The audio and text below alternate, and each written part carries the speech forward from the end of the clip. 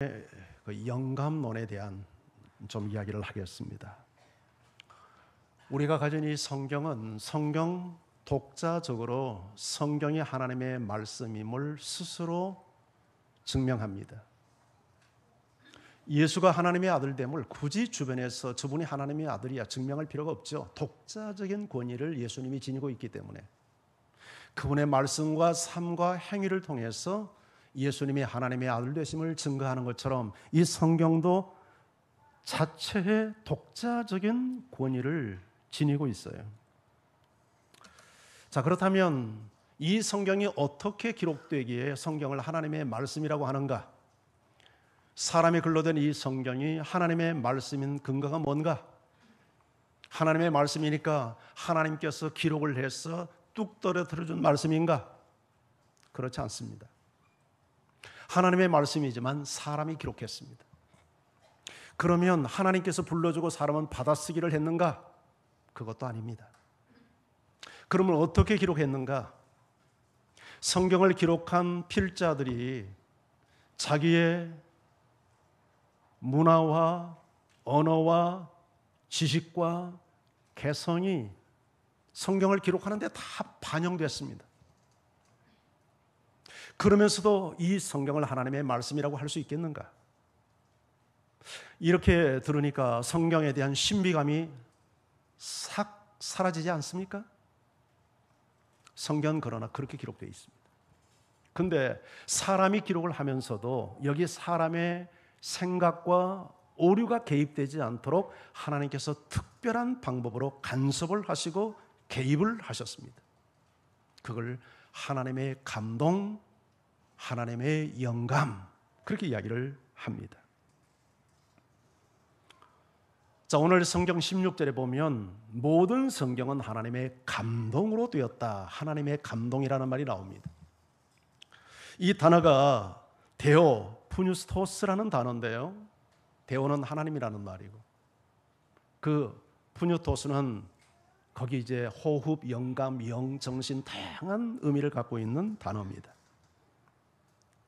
하나님께서 사람을 만들 때 흙으로 사람을 빚으시고 그 코에 후 하고 바람을 집어넣었죠. 하나님의 호흡, 하나님의 생기를 집어넣으니 그 사람이 생명, 살아있는 존재가 되었다고 창세기는 기록하고 있는데 하나님께서 사람의 코에 후 하고 집어넣었던 그 생기와 성경 저자들에게 하나님께서 감동을 했다는 그 감동이라는 단어가 똑같은 단어입니다. 흙으로 사람을 만들고 하나님의 생기를 집어넣어서 살아있는 영적 존재가 되도록 만든 것처럼 하나님께서 사람의 마음 속에, 심령 속에, 생각 속에 하나님의 영, 하나님의 정신, 하나님의 바람을 집어넣어서 오류가 없이 하나님의 말씀을 기록할 수 있도록 특별하게 섭리하신 것을 하나님의 감동이다, 그렇게 말을 해요.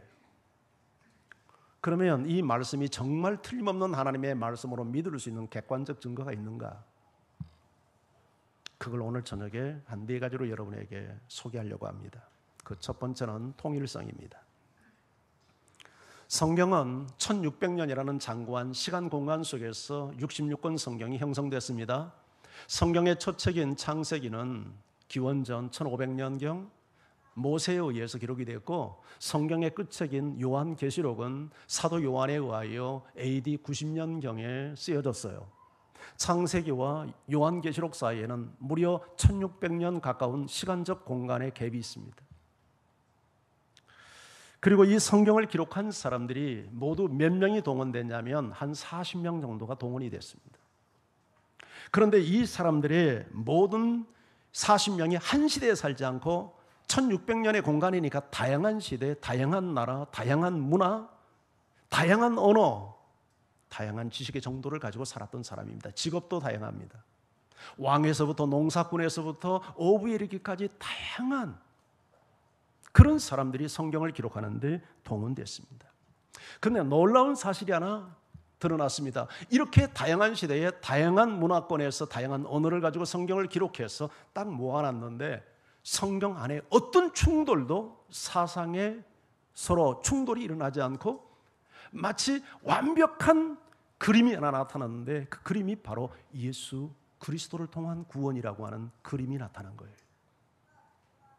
마치 어린아이들이 퍼즐 게임 할 때 조각 그림을 착착착 맞추다 보면 그림이 완성되는 것처럼 66권 성경이 각자 자기 위치에서 자기의 언어로 책을 기록을 했는데 이것을 모아놓고 보니까 놀랍게도 예수 그리스도라고 하는 한 커다란 그림이 나타난 거예요. 그리고 그 사상과 내용에 어떤 충돌도 어떤 싸움도 어떤 반박도 일어나지 않고 완벽한 조화를 이루고 있는 거예요. 그래서 성경이 성경을 풀 수 있도록 그렇게 서로 상호 의존적인 역할을 하고 있는 거예요. 마치 오케스트라에 보면 다양한 악기가 각기 제소리를 내지만 한 지휘자의 지휘에 의해서 하모니를 이루어내는 것처럼 이 성경이 그런 역할을 하고 있는 거예요. 이것은 40여 명의 저자가 다양한 환경 속에서 기록을 했지만 그 배후에 누군가가 성경을 기록할 수 있는 원저자가 있다는 사실을 인정하지 않고는 이런 놀라운 작품은 탄생될 수 없었다는 사실이죠. 그 원저자가 누굴까요? 그분이 하나님이었고 좀 더 정확히 말하면 성령 하나님이었죠. 성령 하나님이 각자가 자기 위치에서 성경을 기록할 수 있도록 감동을 시킨 거예요. 영감을 불어넣어 준 거예요. 하나님의 호흡과 하나님의 기운을 불어넣어 준 거예요. 그래서 이렇게 완벽한 통일성을 이루는 한 권의 책이 탄생할 수 있도록 역사를 하신 것이죠.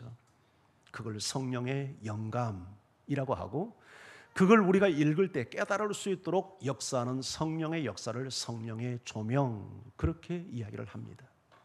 우리가 이 밤에 조명을 받지 않고는 예배를 드릴 수 없듯이 성경을 읽을 때 이 말씀을 깨닫게 하기 위해서는 성령의 적극적인 도움이 필요한데 성령의 조명이에요. 그래서 성경을 여러분이 읽을 때 그냥 읽지 말고 성령의 조명을 구하면서 읽기를 바랍니다. 말씀 들을 때도 이 말씀이 오늘 나의 말씀이 될 수 있도록 성령의 조명을 구하며 말씀을 듣는 여러분 되기를 바랍니다. 모든 세상의 책들은 시간이 가면서 개정판이라는 것을 냅니다. 개정은 왜 하는 겁니까? 시간이 지나면서 사상이 바뀌고 생각이 바뀌고 지식이 달라졌어요. 옛날에 이것이 옳다고 생각했는데 시간이 지나고 보니까 그게 틀린 생각이었어요. 그래서 양심상 개정을 한 겁니다.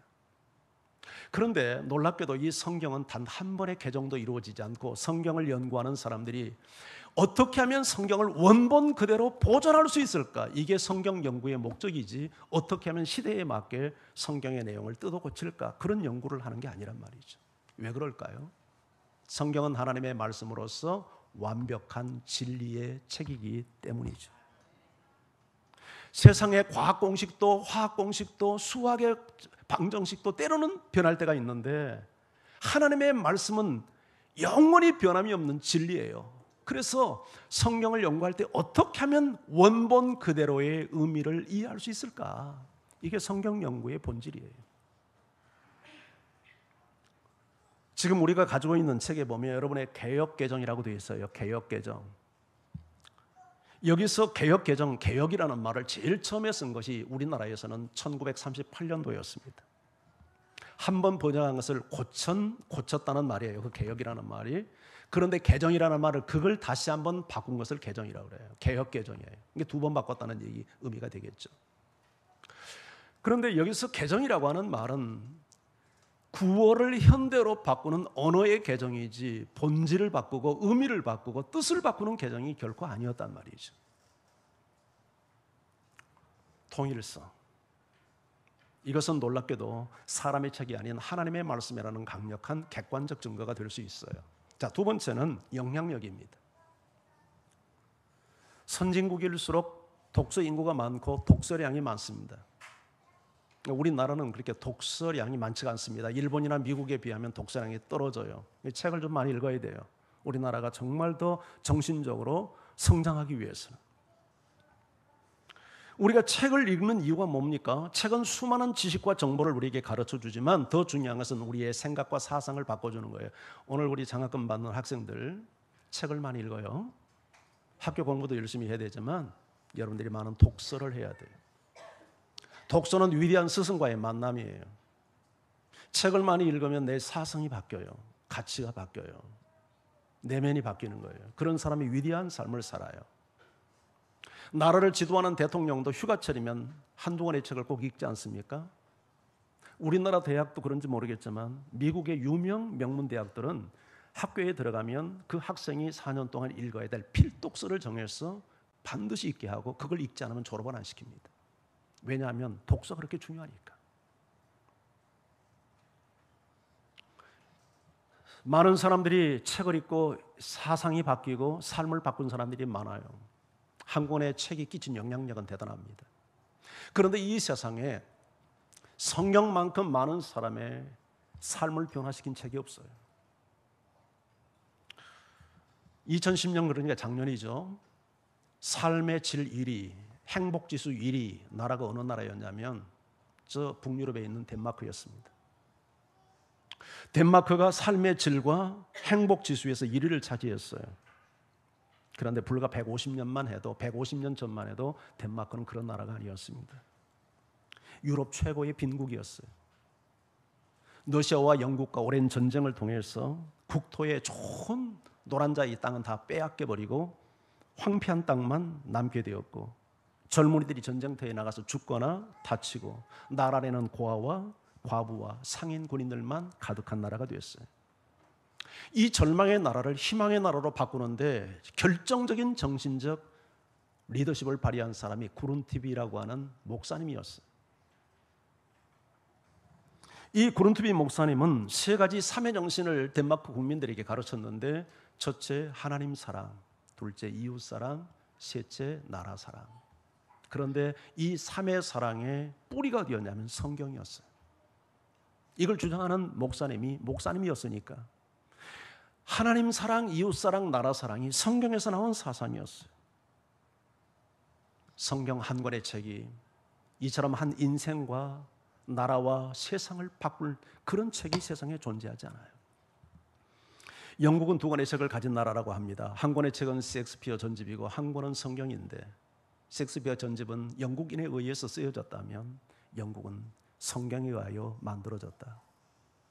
레미 제레볼이라고 하는 그 유명한 소설을 썼던 프랑스의 작가 빅토르 유고가 했던 말입니다. 영국만이 아니라 오늘날 유럽을 여행하신 분들은 알겠지만, 이 나라는 참 좋네, 이 나라 한번 살아보고 싶네 하는 나라 중에 하나가 스위스입니다. 물가가 비싸서 그렇지 돈만 있으면 살고 싶어하는 나라예요. 스위스도 성경이 바꾼 나라입니다.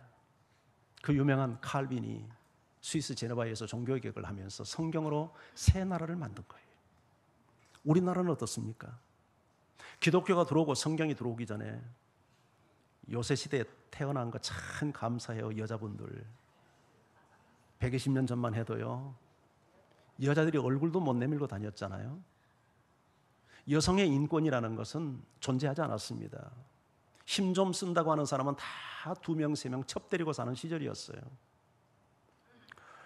그런데 성경이 들어오면서 모든 미신과 이런 악한 문화가 타파되고 술과 도박이 끊어지고, 이게 기독교의 영향력이고 성경이 끼친 영향력 아닙니까? 이 성경은 사람의 책이 아닌 하나님의 책이기에 인생을 그렇게 변화시키는 능력이 있는 거예요.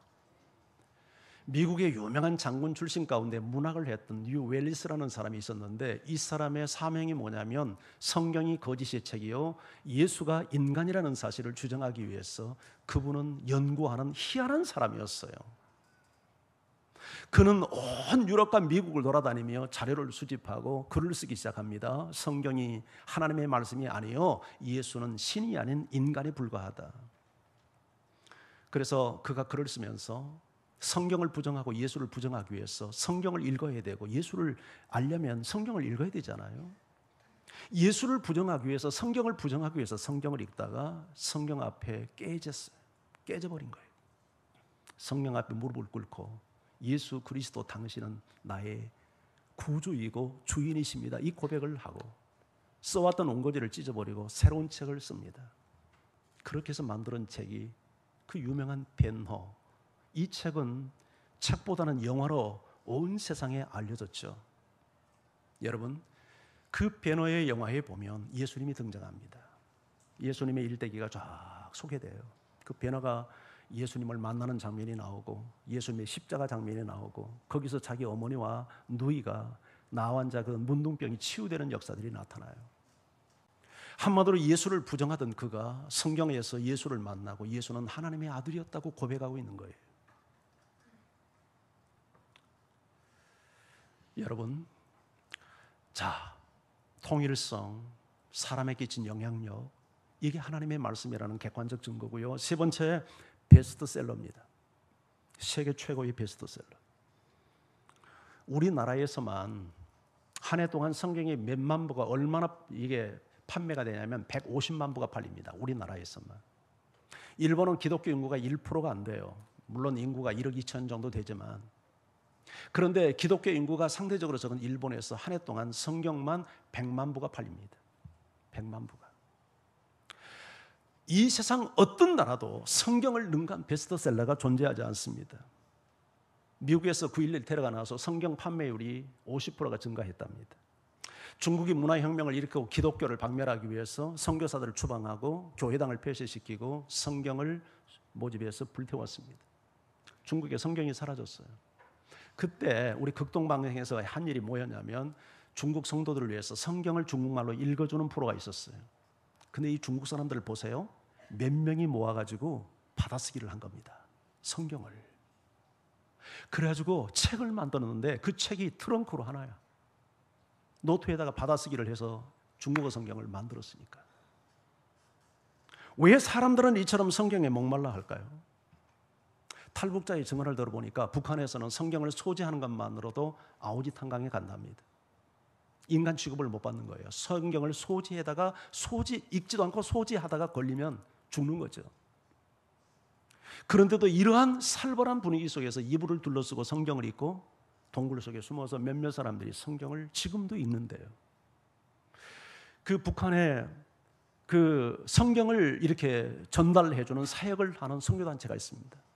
그런 사람들이 해서 성경이 배포가 되고 있는 거예요. 비밀리에. 왜 이렇게 사람들은 성경에 목말라 할까? 이게 사람의 책이라면 그러지 못해요.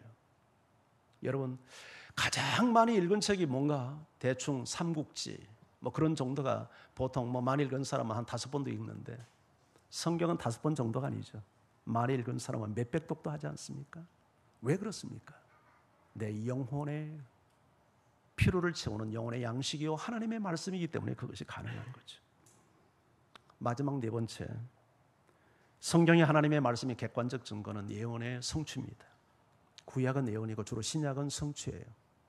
특별히 많은 예언이 성경에 등장하지만 예수님에 대한 예언만 구약에 300여 가지가 나오는데 성경 대부분의 신약에서 보면 성취가 됐어요. 한 예를 들어볼게요. 미가서 5장 2절에는 예수님의 출생에 대한 예언인데 한번 같이 읽어볼까요? 시작. 베들레헴 에브라다야 너는 유다 족속 중에 작을지라도 이스라엘을 다스릴 자가 네게서 네게로 나올 것이라 그의 근본은 상고에 영원에 있느니라. 예수님이 베들레헴에서 출생한다는 예언이죠. 미가 선지자가 기원전 몇 년경 사람입니까? 이사야와 함께 기원전 700년 전 사람입니다. 그런데 700년 후에 이제 예수님이 태어나는데 예수님의 육신적 그러니까 족보상 아버지가 누구죠? 요셉이고 어머니가 마리아잖아요. 마리아가 이제 임신을 했어요. 근데 그때 살던 동네가 어디냐면 저 북쪽 갈릴리 나사렛이에요. 그런데 해산할 날이 다 됐는데 베들레헴에 가서 애 낳을 생각을 안 하고 있는 거예요. 누가 속이 탈까요? 하나님이 속이 타죠.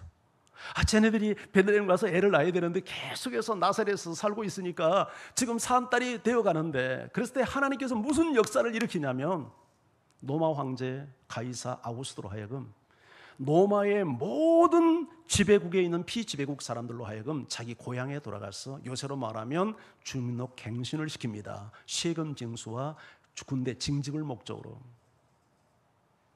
그런데 성경에 보면 요셉의 고향이 누구냐면 다윗의 집 족속인 거로 베들레헴에 자기 약혼녀 마리아를 데리고 호적 등본을 하기 위해서 베들레헴에 가요. 거기 가서 아이를 낳는 겁니다. 지도 한번 볼까요? 좀 크게 확대해 보세요. 나사렛에서 베들레헴까지가 직선 거리가 120km입니다. 근데 그 당시 사람들이 보통 나사렛을 통과하지 않고 사마리아를 통과하지 않고 요단강을 건너서 통과하면 150km가 됩니다. 아마 그때 당시 나귀를 타고 이동을 했다면 적어도 5일 내지 7일 정도의 거리를 걸어서 왔는데, 저 나사렛에서 살면서 베들레헴에 가서 애낼 생각을 전혀 못하니까 하나님께서 노마 황제를 시켜서 성경을 성취하게 만들어준단 말이죠. 이런 예언들이 무려 300가지가 되는 거예요. 하나만 더 좀 여러분에게 소개를 하면, 예수님의 그 고난에 대해서 이사야 53장 5절 그 유명한 구절이잖아요. 그가 찔림은 우리의 허물 때문이요, 그가 상함은 우리의 죄악 때문이라. 그가 징계를 받음으로 우리는 평화를 누리고 그가 채찍에 맞음으로 우리는 나음을 입었도다. 자, 예수님이 찔렸대요. 채찍에 맞았대요. 상함을 당했대요. 근데 실질적으로 예수님이 저런 일 있었습니까? 없었습니까? 있었죠. 예수님이 뺨도 맞고 채찍질도 당하고 찔림도 당했죠. 옆구리를 창으로 찔림을 당했잖아요. 못도 박히고. 근데 단순히 그것이 하나의 그런 사건이 아니라, 저게 700년 전, 이사야도 700년 전 사람이니까 700년 전 예언을 그대로 예수님이 성취하면서 죽어요.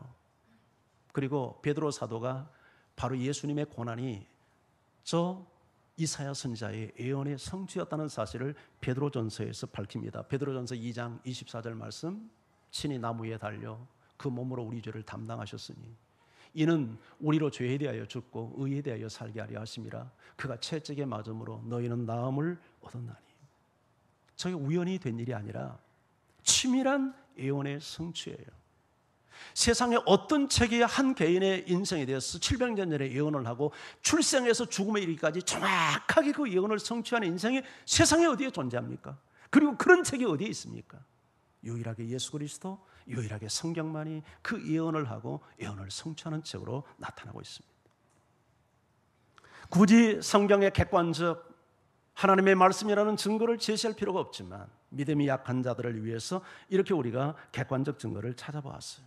성경은 누구도 부정할 수 없는 하나님의 말씀이라는 사실이죠. 이 말씀을 사랑하고 이 말씀을 귀히 여기고 이 말씀을 읽고 이 말씀을 따라 순종하고 행할 때 여러분에게 구원이 임하고 여러분에게 복이 임하게 될 줄 믿습니다. 여기서 말하는 구원은 영원 구원이 아니라 여러분의 인생의 구원을 의미하는 거죠. 여러분도 그렇겠지만 제 인생도 한 권의 책이 변화시킨 결과물입니다. 저는 제가 제 자신을 압니다. 만약에 내가 성경을 배우지 않았다면 절대 지금과 같은 이런 인생을 제가 살지 못할 것 같아요. 예수를 모르는 우리 형제들을 보면 알잖아요. 어떻게 인생을 살았는지, 내가 어떻게 인생을 살게 될 건지. 어둠 속에 방황하며 나를 만나는 모든 사람에게 눈물을 흘리게 만들고 그렇게 인생을 살았을 가능성이 거의 99%예요. 그런데 이 성경이 제 인생을 바꿔놓은 겁니다. 인생을 어떻게 살아야 될지, 어떻게 사는 것이 바른 삶인지, 무엇이 진정으로 가치 있는 인생길이고 내가 걸어야 될 길인지, 등불되는 하나님의 말씀이, 길을 비추는 진리의 말씀이 저를 가르쳐 준 거예요. 시편 119편 105절, 그래서 성경을 이렇게 말합니다. 같이 한번 읽어요. 시작. 주의 말씀은 내 발의 등이요 내 길의 빛이니. 내 발을 비추는 등이요 내 길을 비추는 빛입니다. 등이 없이 빛이 없이 어둠의 길을 어떻게 걸을 수 있어요? 우리가 이렇게 완전하지 않지만 그래도 어둠에서 방황하지 않고 옳은 길을 나름대로 걸을 수 있는 이 모든 것은 한 권의 책 성경이 끼친 영향력이죠. 시편 19편 7절 11절은 이렇게 말합니다. 여호와의 율법은 완전하여 영혼을 소상시키고 여호와의 증거는 확실하여 우둔한 자를 지혜롭게 하며 여호와의 교훈은 정직하여 마음을 기쁘게 하고 여호와의 계명은 순결하여 눈을 밝게 하시도다. 여호와를 경외하는 도는 정결하여 영안까지 이르고 여호와의 법도 진실하여 다 의로우니 금 곧 많은 순금보다 더 사모할 것이며 꿀과 송이글보다 더 달도다. 주의 종이 이것으로 경고를 받고 이것을 지킴으로 상이 크니이다. 아멘. 성경의 가치를 아는 사람은 순금보다 더 사모하고 어떤 모든 송이꿀보다 더 달도록 말씀을 섭취하고 먹게 될 줄 믿습니다. 시편 1편 1절에서 3절은 복 있는 사람은 여호와의 율법을 즐거워하여 그 율법을 주야로 묵상하는 자로다.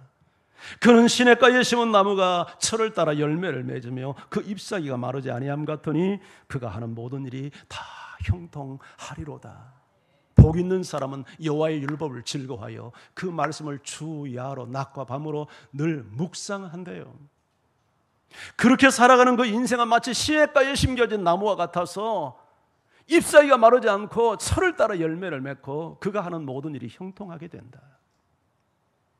여러분, 말씀 가운데 사는 사람은 불행히 그 인생을 정복할 수 없다는 얘기 아닙니까? 이해되지 못한 사건 때문에 고통당하는 인생이 되지 않는다는 얘기 아닙니까? 이런 은혜가 여러분과 함께 하기를 바랍니다. 성경을 더 사랑해서 가까이 하고 말씀 듣는 데 더 집중하고. 참 안타깝습니다. 우리 성도들이 처음 이렇게 이 귀한 말씀을 좀 듣는 일에 열정을 가지고, 옛날에는요 초대교회 그랬잖아요. 오늘날처럼 현대 목회자들처럼 설교나 유창하게 잘했겠습니까? 그런데도 그 설교를 듣겠다고 밤이고 낮이고 무슨 부흥회나 사경회 하면 말이죠, 일주일, 2주일을 보따리 싸가지고 와서 잠을 자면서 그렇게 들었잖아요. 뭐가 변화된 겁니까? 성도들의 마음밭이 너무 강팍해졌어요. 말씀을 들으려고 하진 않아요. 어떤 것에 귀를 기울여요. 우리 성현교회가 이런 모든 잘못된 이 텃밭을 갈아엎고 여러분의 마음이 기경되어져서 정말 말씀에 대한 목마름과 열정을 갖고 말씀을 배우고 말씀 앞에 달려오는 은혜가 있기를 축복합니다.